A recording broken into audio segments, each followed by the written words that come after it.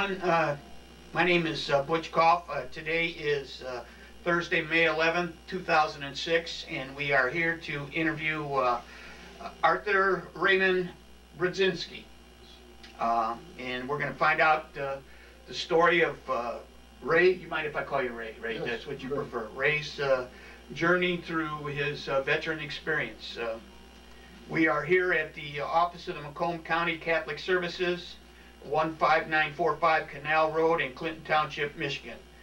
Today our videographer is Steve Lutz, assisted by Dave Brousseau. And my name is Butch Koff, and I'll be doing the interview. Let me start off, Ray, by asking you a little bit about yourself, where you were born, where you grew up, where you went to school, and how you ended up in your branch of the service, which was the United States Navy. Well, I was born in Hamtramck, Michigan, and the schools, I don't remember the names. Your birth date was December 26, 1918. 1918, yes. Okay. And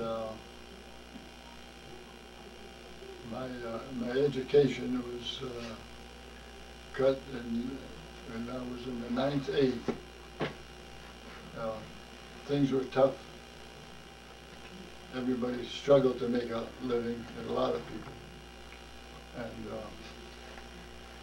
I left school, and I started to find employment where I could find it. That was to help your family. That was to help the family. I worked for A&P as a clerk, and I had different jobs. I worked in plating companies, out-of-city plating company in Hamtramck. Any place to make a paycheck to help the family out. Right. Because they struggled, they had a family. And so my education isn't too much. Did you have any brothers or sisters or other? I had 2 brothers, 3 sisters, and myself. There's 6 of us. Wow. In the family. Quite a lot to feed then, eh? Oh yes, yeah. Well, we ate. We all survived, and time went on, and I got to work in Chrysler Highland Park, out-of-city plating company, various places. Too many to even remember. Is that good enough? Sure, that's great. Continue on. Okay, how did you end up deciding to? Did you enlist, or were you drafted? Or? I was drafted. I worked for Dawson Tool and Die Corporation on 8 Mile in Groesbeck, and I was sole support of my mother at that time, so I was deferred from being drafted. Go ahead. So they exempt me from the draft, but I felt I was as I was working, the days were passing. There was a lot of women coming to work at the place, and I was feeling out of place. That I should be with the boys in their service. So I discontinued my request for support for my mother, and shortly after that I was drafted, and I went to downtown to the draft board for final physical examination. Was that Fort Wayne? I don't recall. Okay. I don't recall. And I was drafted, and they after the examination, all the X-rays and tests that they took. This was an all-days affair, and it happened in Detroit, downtown. I don't recall exactly where it was. It seemed like it was around the 4th Street there somewhere. Uh-huh. And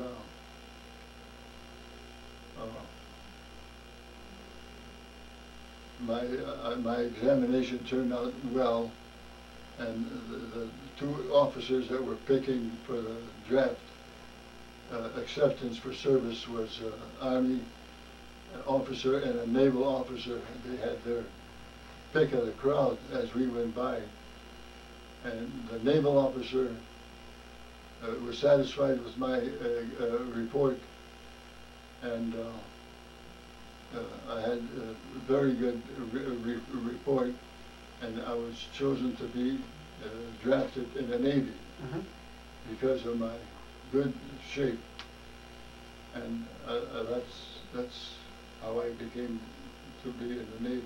So you went from Detroit? From Detroit. In the Navy. Where'd you go? Where'd they send you? They sent me to the Great Lakes Naval Training Station. That's in Illinois. In Chicago, Illinois. And we went through, I think, 9 weeks of training, which was a good experience. Well, tell me a little bit about that boot camp experience. Mental and physical? Mental, physical, obeying the commands by the chief, drilling on drill fields, swimming. They had the largest swimming pool in the United States, I believe it was, that the Great Lakes Naval Training had. And if you were a swimmer, you had a plus, because there's a lot of fellows that didn't swim good. Right. And we have to simulate abandoned ship. Right. Or a aircraft carrier, abandoned ship, and the water is burning, the oil is burning on the water. And we had to go through a 22-foot jump from the platform into the burning water. It wasn't burning, but we were just pretending that that water is burning that you're jumping into, right, off of the ship, abandoned ship. And what you should do to survive. So you jump off the platform, down into the water. Before you hit the water, you take a big breath of air, and down you go below the water line and fire. And before you hit the water, you observe the closest opening that you have to swim underwater to that place, so you could survive. And if you need breath of air, then before you go up here on top of the water, you wave the water, and the fuel oil spreads out the flame. You take a deep breath, and then down you go, and you continue swimming underwater till you get to the end of the burning fuel from that particular ship that happens to be abandoned. That was part of your training. That was part of the training. Very interesting. Then staying afloat, you use less energy as you can to survive. Fellows that didn't know how to swim, they would hang on to you, and you have to shake them off, because it's your life or you're gone. But you knew how to swim. I happen to know how to swim, so I survived the test. Wow. Well, that was just an example of what we had. The drilling on the drill fields, that was amazing. How we had company. We had a picture here of my company. Well, we'll look at that a little bit later. And you have a big drill field, and you have these different divisions, all in order, and they're all dictated by the chief.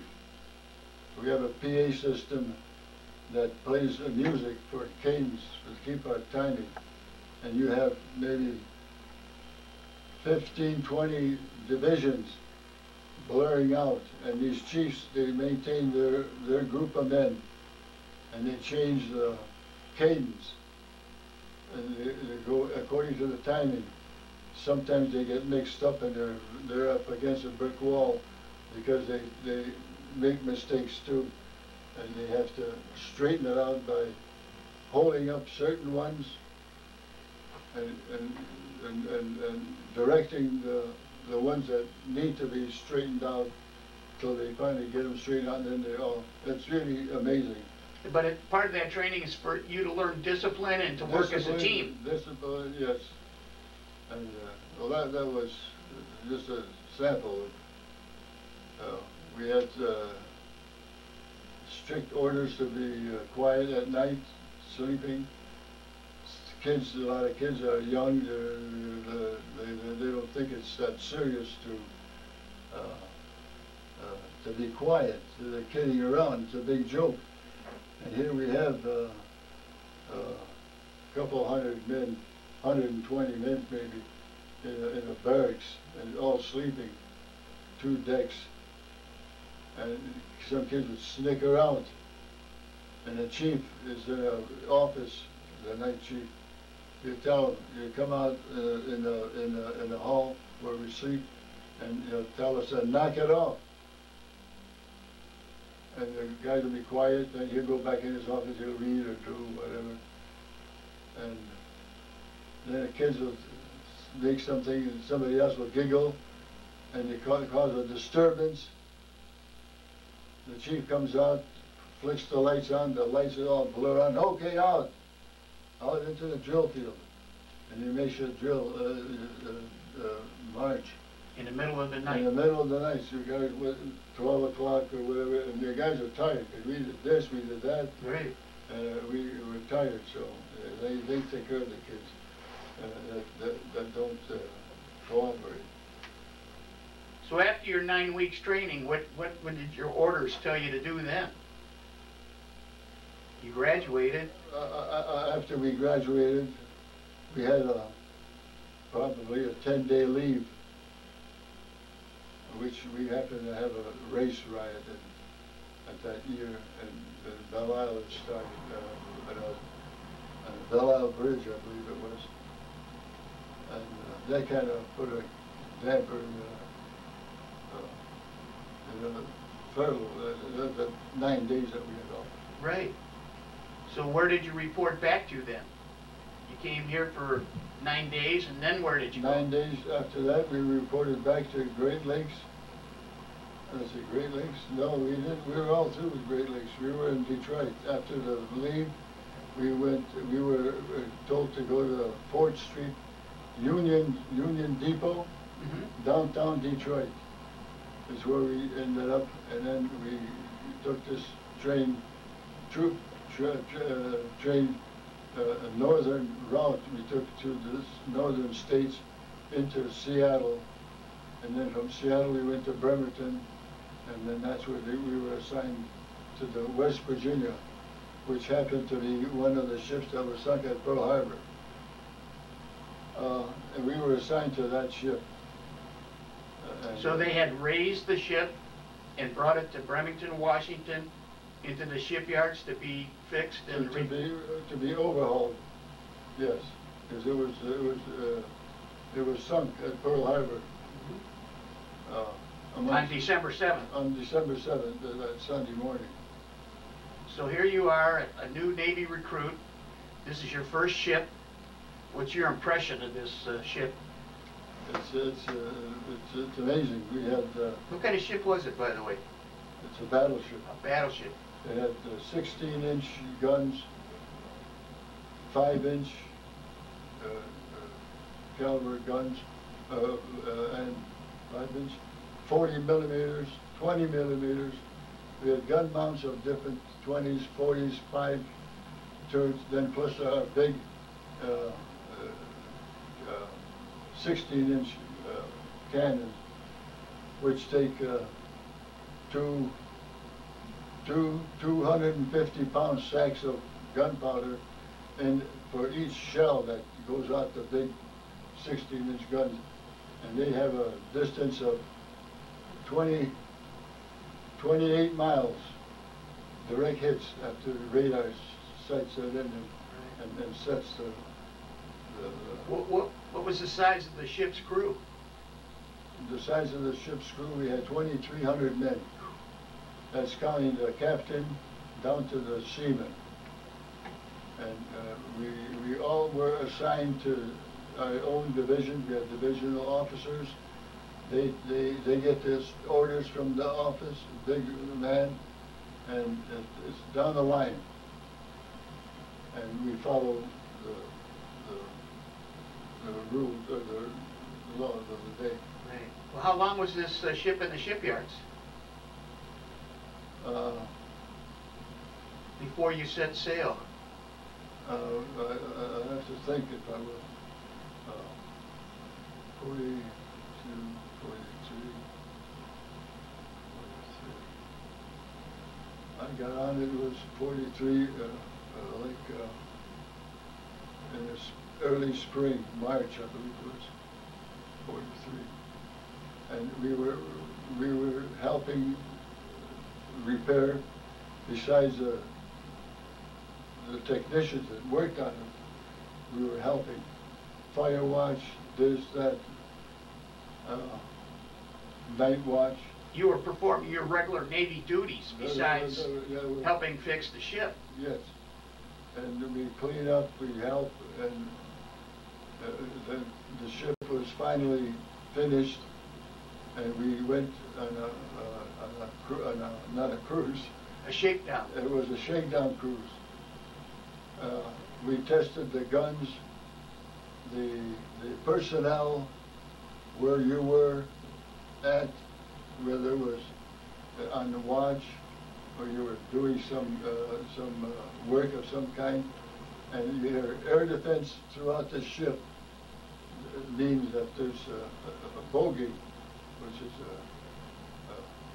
an unidentified aircraft at such and such degrees and height, and the radar would pick it up, and we would simulate. Then a plane would come, and we would fire who was assigned to the gun. I might be a gunner. I could be a phone talk that keeps tab with the bridge. And this is on top of your regular ship duties. Oh, yeah, that's on top. Yeah. Which was a fireman's duties below the decks. Yeah.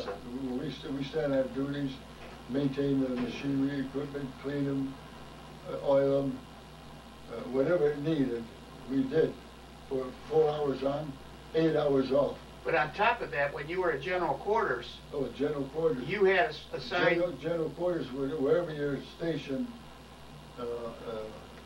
watching whatever you're doing, and PA system throughout the ship sounds air defense.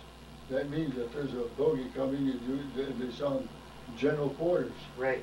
And general quarters means you get to your station that you're assigned to, that you're trained to do at this and this particular time, and you go port down, starboard up. So the guys don't get all tangled up, because then nobody will get anywhere. So they have a counterclockwise rotation, so you have some continuity to getting around that ship. Yeah, because you might be on a O2 deck down below or up on top.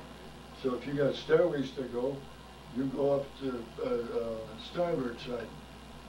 Which is the... And if you happen to be on top and you got to go down to your station, you go to the port side, down. Port is the left side of the ship, but starboard is the right-hand side of the ship. Right. So the confusion is that you do the right thing and not mess up the... And you're not bumping into people. Bumping into people. Well, give me a little bit of your lifestyle on the ship. Obviously, you had a suite with a separate bath and, no? The what now?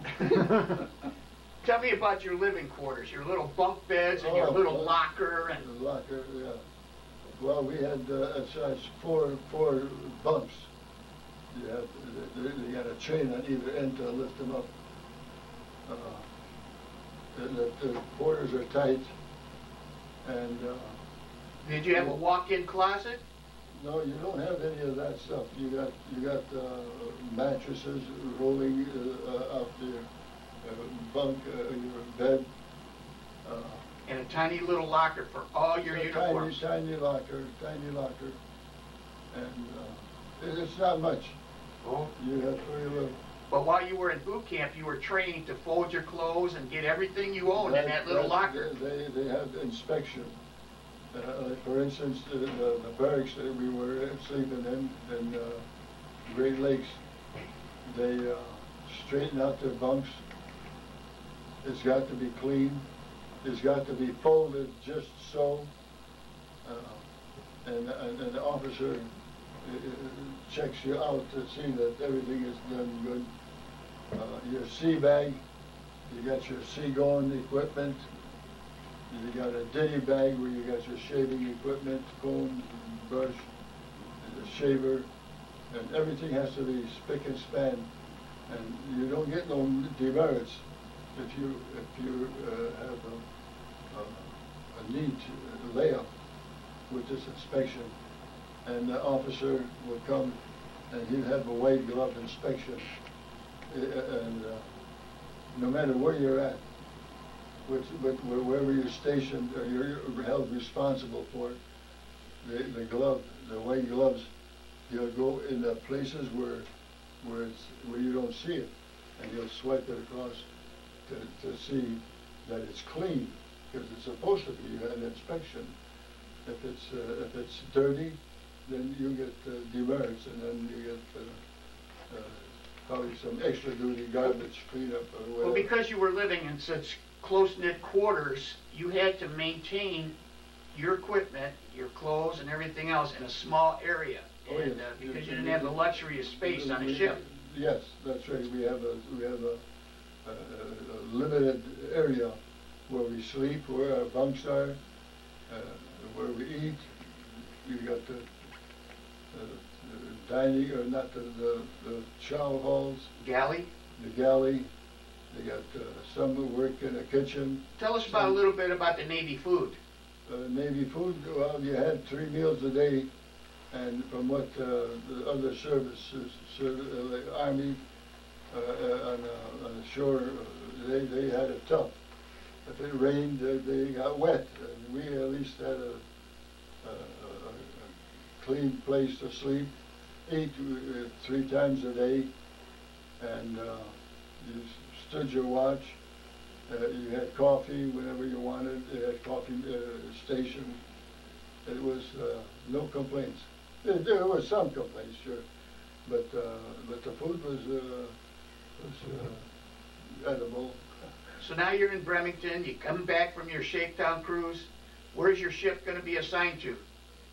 The war is still going on.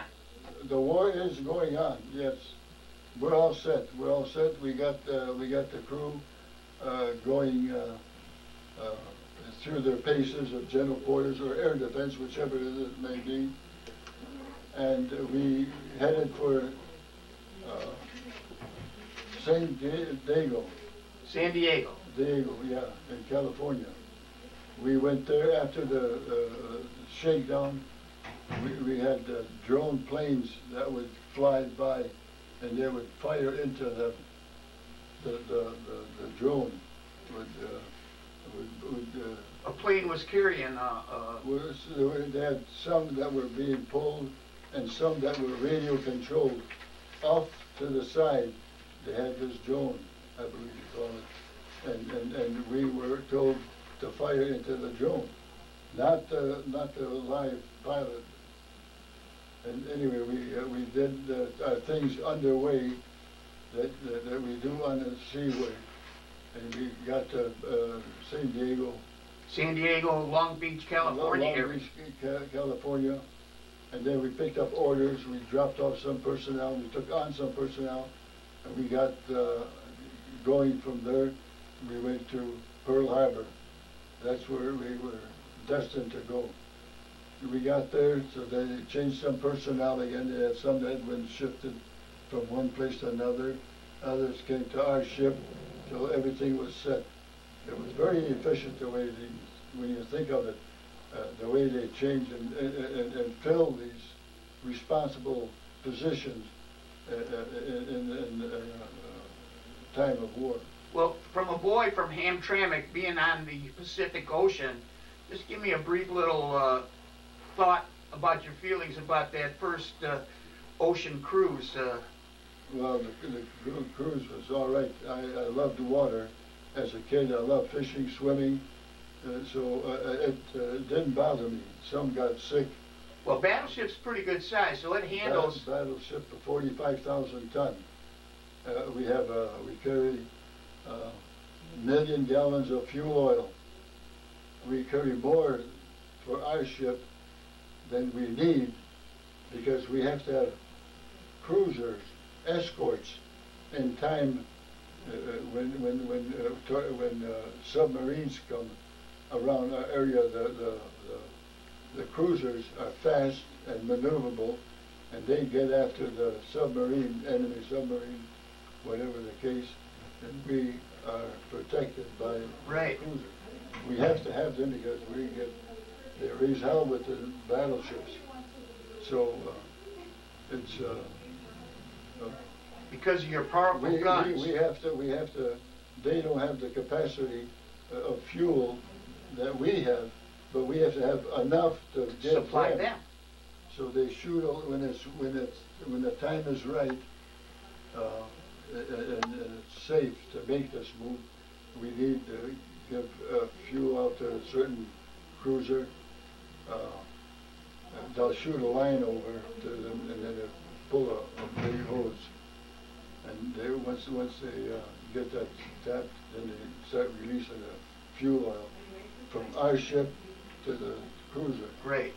And it's amazing how they have the seas are rough, swells are big, the ship goes up and down and every which way, but they handle it very nice, efficiently. Great. And then they get the fuel oil, then we take everything out, and they go their way, we go our way. Because we're in a fleet, we got maybe 3, 4 battleships, 5 cruisers. You see them, now you don't see them because of the swell that is so big. And this is the thing, we're all in a big group. But you didn't get seasick? No, not I. I didn't bother me one bit. Wow. So now you land in Pearl Harbor, Hawaii. What did you think of that? Was there any signs of the devastation from the attack at Pearl Harbor? Did you get to see any of that? No, we weren't in on it. This was after that damage. This was when the ship was fixed. We were being assigned a duty. Right. So we left Pearl Harbor. Our first assignment was in the Philippines.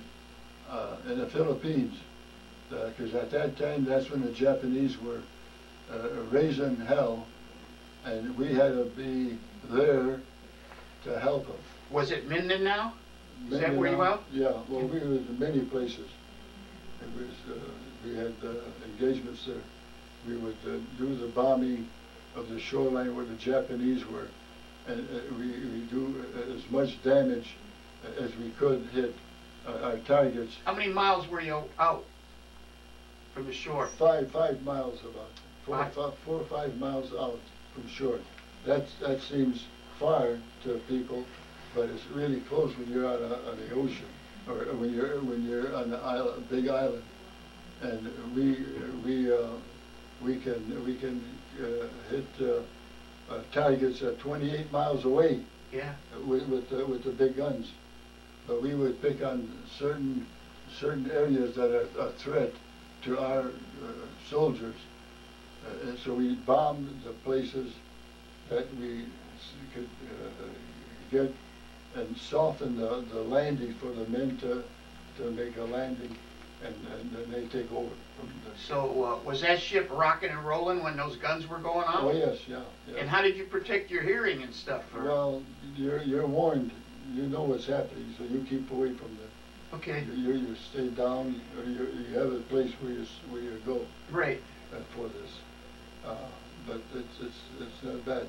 If you can put earplugs in your ear, and if you happen to be on a quarter deck or some place on a battleship, and you just watch the guns, the barrels, and the barrels will stay still. Mm-hmm. The ship will go, but that barrel will stay right where they want it. Yeah. Then they have a man that's in a, he's on a, he's strapped on a chair, not a chair, but a bench. He controls the sight for the big guns because he could see the land. Right. And they fire into that till they destroy the target. And the boys get a chance to land and not get killed, which a lot of them do. Right. So that's. Well, that was part of what your ship was doing. It was to soften up the enemy shoreline. Main thing, yeah. So after Mindanao, where did you go? Well, we have, I don't know, I can't tell just the exact schedule, but we were in Mindanao, Luzon. We was in. Tell me about the Sarago Straits. Sarago Straits. Sarago Straits. We were in the Philippine Islands then, bombing, being engaged there with what we were doing, which was firing into this because the landings were being in progress, and we heard that the Sarago Strait Jap fleet was coming in and to intercept us while we were doing this. And we were being not distracted, but we were in a position that was in our favor, because the Jap fleet was coming in towards us this way. So they figured on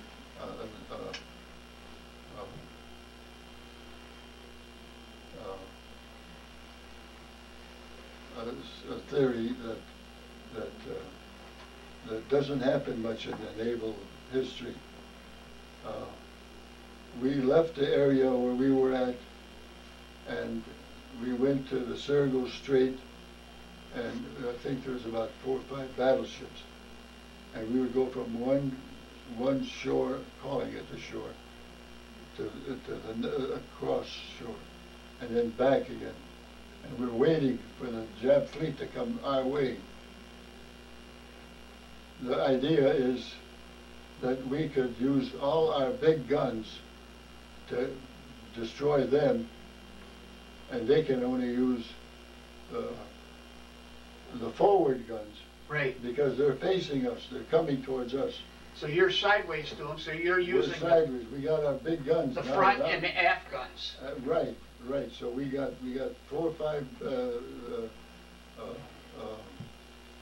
battleships that each one has their target, because the radars tell them who's got what, and this happens to be 2 o'clock in the morning, pitch down, you can't see your hand, and we commenced firing. I think it was on 3 o'clock, and we picked our targets. They were close enough to within range for us to get the first shot, because it's important to get the first shot. If they did, then we would have been, right, whatever. So we no sooner shot off our targets, we got our direct hits. The reason you could tell is because the whole thing would light up like the sun was coming up, and the ships were hit, burning, the fuel oil. Our target sunk with battleship, Japanese battleship. We may have had assistance by some other. Right. How their system works.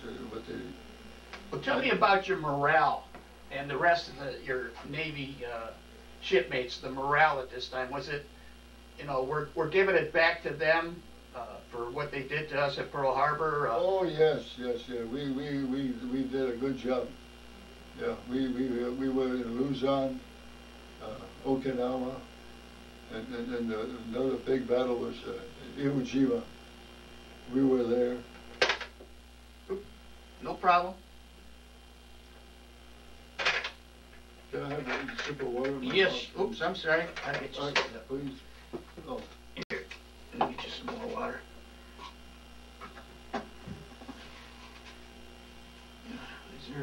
doesn't it? Looks like it. Yeah, it did.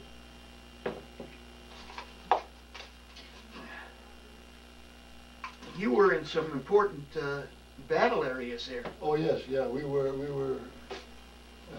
Unfortunately, there was a lot of damage done to our troops. Like for instance, Iwo Jima. Were you being fired upon too? Oh yeah. Yeah. Okay. But they don't have enough big guns to reach us. Okay. We get some of the shrapnel that some of our men get hit aboard ship. What about any Japanese Zeros? Were they coming at you at all? Or? Oh yeah, we had those in Okinawa, Luzon, in Mindanao, in the Philippines.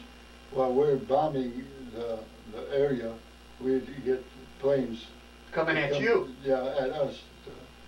Either suicide dive or bomb us. Well, what did you think? What was your mental thoughts? This is well, you for a young man. This is not exciting, but yeah, but you think different when you're 25 or 27 or 30 or whatever than you are when you're. It's different. You're braver. You can take it more. Okay. You got more guts. Well, obviously you were a brave man. You did your thing. Right. Whatever it was, you had to do it. You know, regardless of how it was. I'm losing my thought now. Well, I know you said you were at Iwo Jima. That's quite a big battle. Yeah.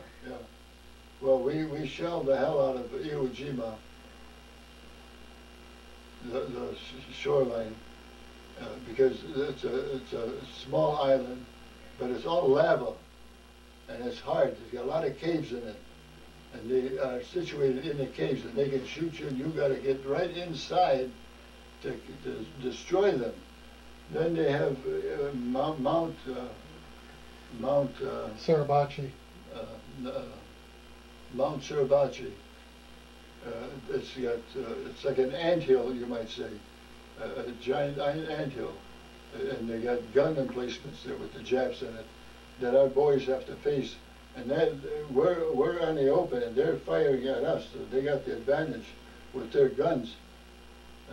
We have to shell them to our best ability, and we would shell them. We'd have this line of battleships that would fire into the shoreline and the Mount Suribachi. Even after all that shelling, the enemy still survived. There's quite a few of them. There's a lot of them that survived. There was 7,000 casualties. I believe the Marines were the first ones to make their landing. It was thought that it was softened up enough and safe enough to make a landing on the Iwo Jima, and there was 7,000 casualties from one figure I heard. That wasn't the final casualties, because after the Army got in, the Marines are the toughest. They really trained different, tougher, harder than a soldier, because they are doing something that the soldier doesn't do. I mean, he does it, but in a different way.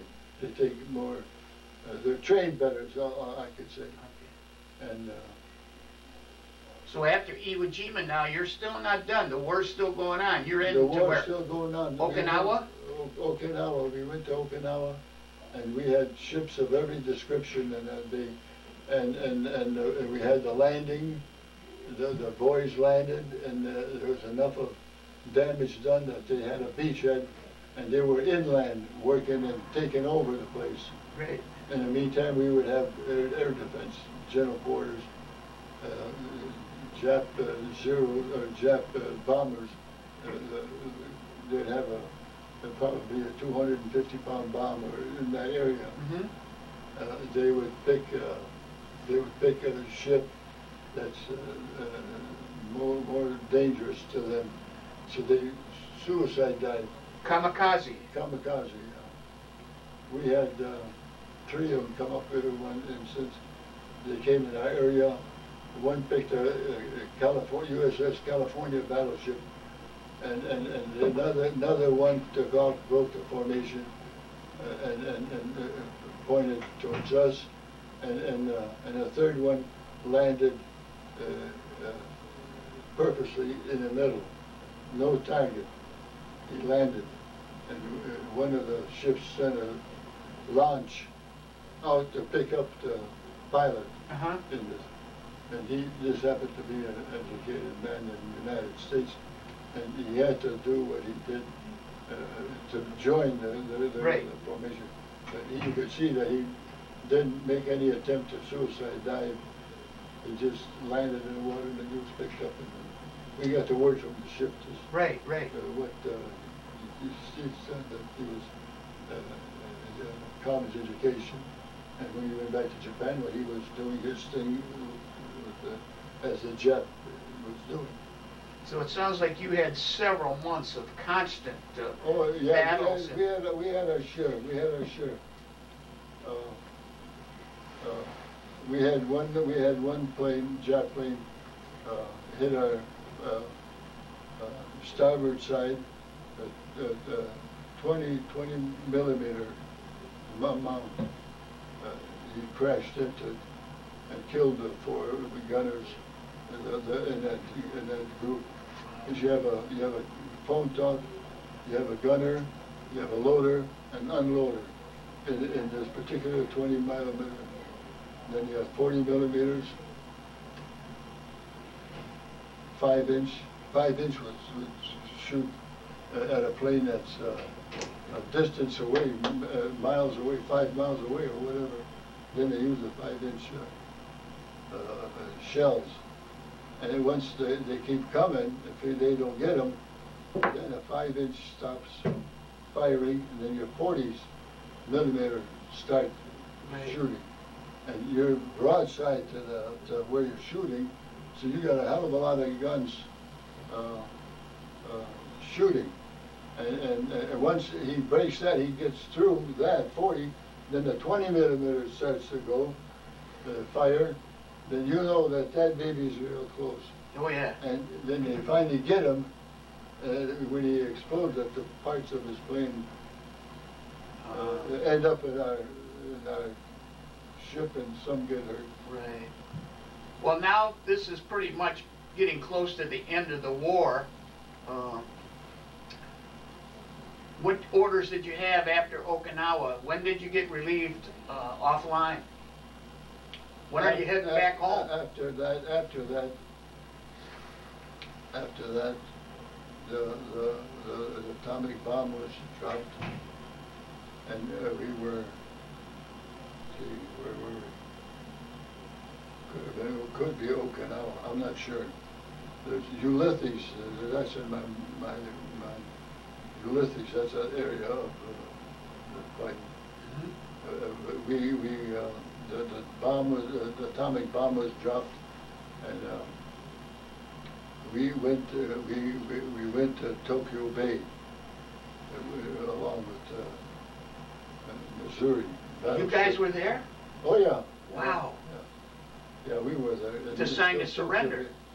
The Japs surrendered, and the peace treaty was signed aboard the Missouri in Tokyo Bay. Right. And I think we were standby in the water. We had our ships of different description in there while this happened. And Tokyo Bay is a real big bay, and it's got smokestacks, which indicated factories all over the place. Man, that's why the B-29s had a hell of a time with the targets. Oh, Billy Mitchell's. Because they had to have Iwo Jima. Right. Yeah, Iwo Jima.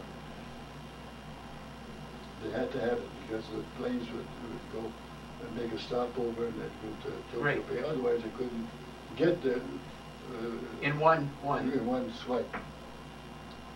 So that's the peace treaty was signed, and since I had a mother that was sole support, I was in the same category as a married man was. Okay. With a wife. So I was one of the first to be sent to Pearl Harbor from. How did you get there? You got off the ship and they flew you to Pearl Harbor? I don't remember where we stopped. It could be Pearl Harbor that we stopped at West Virginia. Okay. And then the crew got off that was going to different ports, Seattle or San Francisco, whatever. And that was the end of the war. So you got discharged.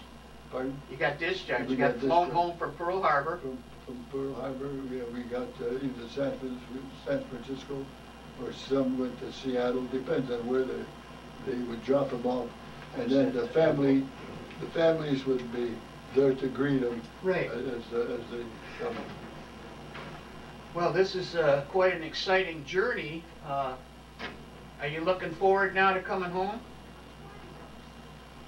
Oh yes, yes. Everybody was in glory that the war's finally over. Well, I got some things here. We want to get on camera so you could some information and stuff that. Sure. Let's look at this first one here. This is a picture of your boot camp company, and right here, where my thumb is a picture of you. It's going to be a little bit hard to pick up, but that's your company. That's the company. Did you ever keep in touch with any of these guys afterwards, or? Oh yeah. It's been named George Dinkhouse.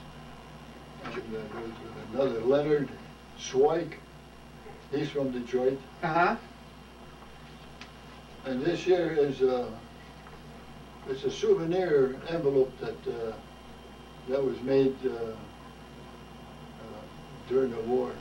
And it's. I don't know what date it is. 45. It's after the war, isn't it? Well. It's a souvenir envelope that they okay. made. September 2nd, 1945. Oh yeah. From the USS West Virginia stamp. Yeah. It's addressed to Mr. Leslie. Yeah, that's my nephew. Okay. In Detroit. And you said probably in the letter, I'm coming home. Yeah. That's the sort of. And this is one of your souvenirs. It's a souvenir that they mail to the family. That's a letter. Here we have some of your medals. Your campaign medals, I believe they are. Yeah, I got 6 stars, and I don't remember how many engagements we had. Right. The American Theater ribbon, the Asiatic Pacific ribbon with 4 stars, and Philippine Liberation ribbon with 2 stars. Very proud of those medals. Oh yeah. And the stars obviously are for the different campaigns at the time you were in battle. Right. You have your Navy uniform? No, I don't. You could probably still fit in it though, couldn't you? I probably could. Yes, you could. And here's a picture of your ship. That's the ship, West Virginia. USS West Virginia, which was initially sank in the harbor at Pearl Harbor. Then it was raised up and brought back to Bremerton, Washington. Bremerton, Washington. Fixed up and put back into commission. Yeah. And they changed it. They added blisters on the side, and what are blisters? Blisters is it's just above the water line, and most of it is under the water line. That in the event that a submarine would release a torpedo onto our ship, it would hit the blister. The blister would blow up. It's just a tank. All it is. Okay. It's just in sectional tanks on a side. Right. That would detonate the torpedo before it hit the hull. Yeah. So before the hull, and the hull is thick. Yeah. It's something. Now here's a picture of you probably coming out of boot camp because you don't have your medals on here yet.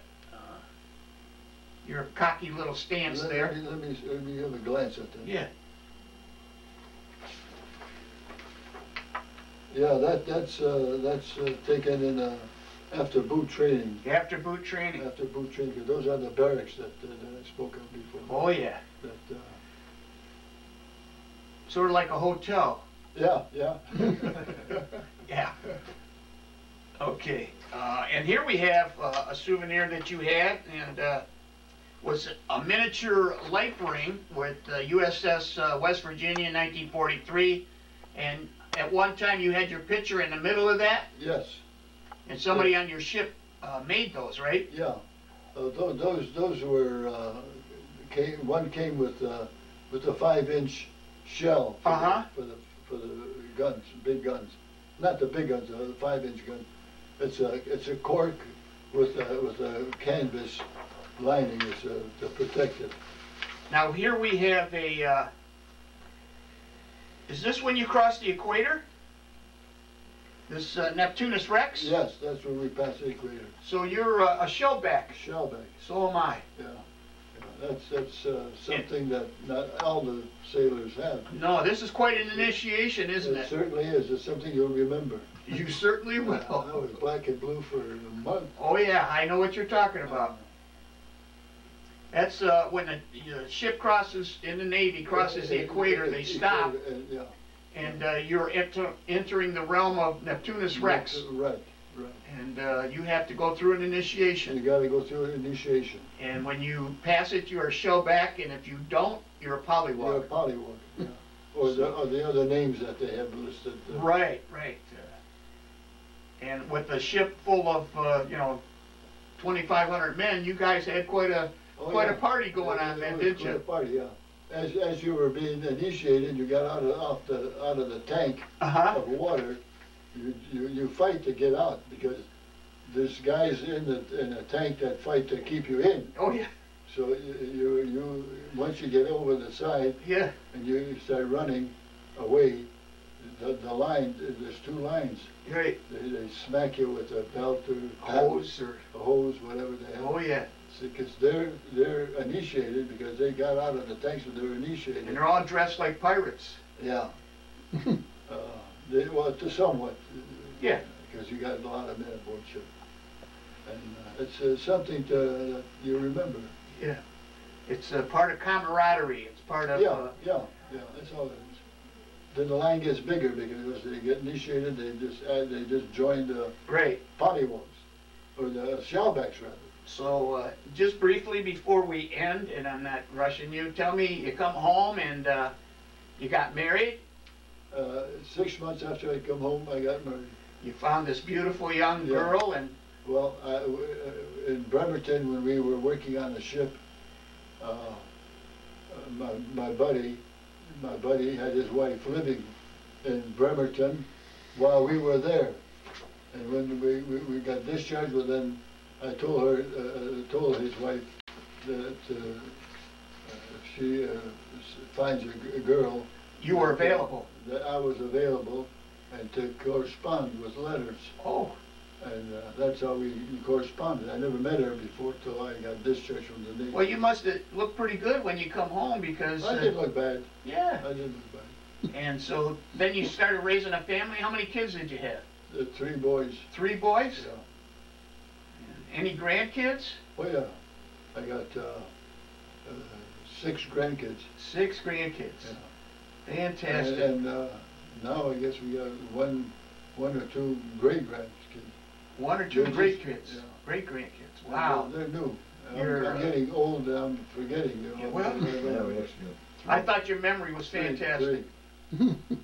I think I'm very honored to know you. I'm honored that you served our country, and I want to shake your hand. Thank you very much. I want you to look into that camera and give them a couple final words about your thoughts. Anything you want to say? Well, I'm waiting for peace on earth right now with what we got. That's the one and only thing that I would like to see happen is the human mankind get along and eliminate wars. Great thoughts and words, Yeah. Ray. Ray Brudzynsky, I thank you very much, and that will conclude our interview. My pleasure. Thank you.